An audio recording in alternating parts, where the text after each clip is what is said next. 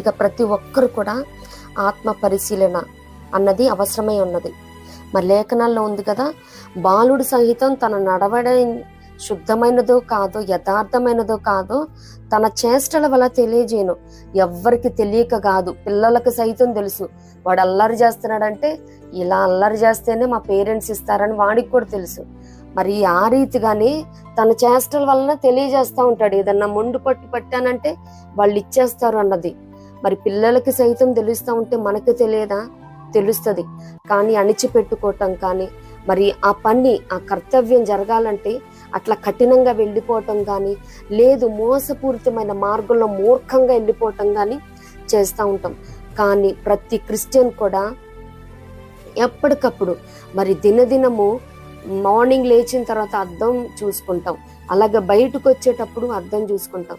ఏ రీతిగా 1కి 4 సార్లు